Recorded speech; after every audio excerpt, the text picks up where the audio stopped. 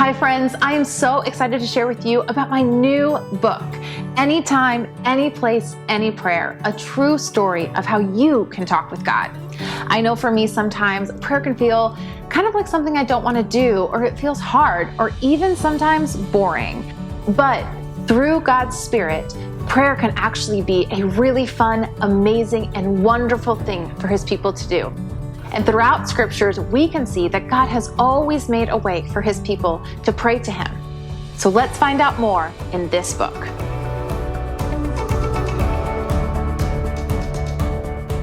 Many years ago, nearly as long ago as you can go, two people lived with God in a beautiful garden. They were Adam and Eve, and they were friends with God.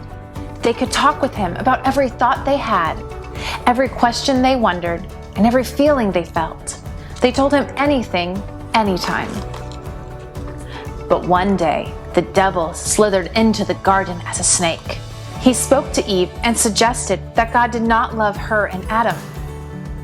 Adam and Eve decided that the snake's words sounded better than God's words. So they chose not to trust and obey God anymore. This is called sin, and sin spoils beautiful things. Now Adam and Eve were afraid of God. The next time God came to talk with them, they hid. But God found them. He told them that because of their sin, they would have to live outside God's garden, separated from Him. Now people couldn't be with God, but they could still talk with Him. Talking with God is called prayer. But because of sin, prayer was sometimes hard. Sometimes people didn't know what to pray to God. Sometimes they didn't want to pray to Him. And sometimes they were just plain old scaredy pants. But God kept reminding His people that He wanted them to talk with Him about anything, anytime, any place. So they prayed. When they felt their love for God so much, they thought their hearts might burst. When they wanted something so badly, it was all they could think about. When they knew they had sinned and needed forgiveness. When they needed help to do the right thing. God's people prayed many times, millions and billions of times, until one day God the Father sent His Son Jesus to earth. Jesus invited people to be His friends. Because He was God, talking with Him was like being back in the garden. It was awesome!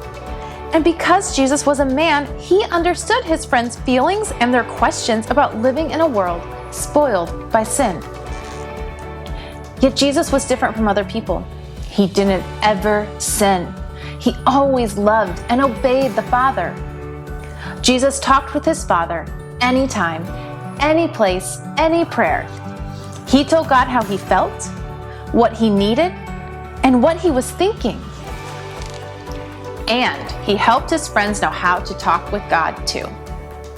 Our Father in heaven, Your name be honored as holy. Your kingdom come, Your will be done, on earth as it is in heaven. Give us today our daily bread, and forgive us our debts, as we also have forgiven our debtors. And do not bring us into temptation, but deliver us from the evil one. One day, Jesus told His friends He had to leave this world. They begged Him not to go. Jesus told them not to be afraid. Jesus promised to send God's Spirit to come and live in them so they could be closer to God than ever. The Spirit would be with them all of the time, everywhere they went. Basically, it would be more awesome. But first, Jesus had to die on the cross. Because everyone sins, everyone deserves to pay the cost of sin, which is to be separated from God forever. Instead, through His death, Jesus paid for our sins so that people could be with God forever. Jesus didn't stay dead. His Father raised Him back to life. Jesus went back to heaven and sent His Spirit to His friends just as He'd promised. Now, there was nothing stopping anyone from being friends together with God. Jesus' friends didn't ever have to be afraid of talking with God about anything, anytime, any place. God says that anyone who loves and trusts Jesus as their friend and king can talk to Him like this. You can pray about anything. You can tell God every thought you have, every question you wonder, every feeling you feel. You can pray when you feel your love for God so much you think your heart might burst. When you want something so badly, it's all you can think about. When you sin and need forgiveness. When you need help to do the right thing.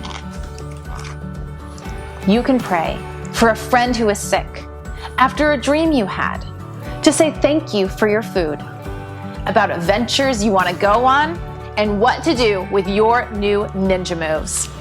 Most of all, you can pray for God's help to love the things He loves and obey the things He says.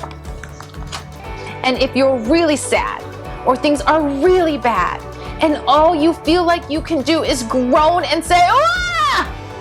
the Spirit will know exactly what you need and He will pray for you.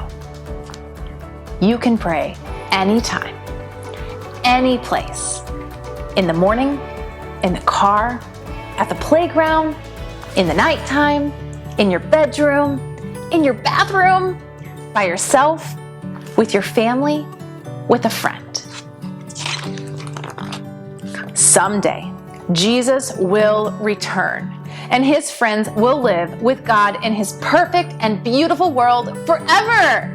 We'll talk with God face to face, just like in the garden. Until then, we can talk with God anytime, any place, any prayer. Why not do it right now?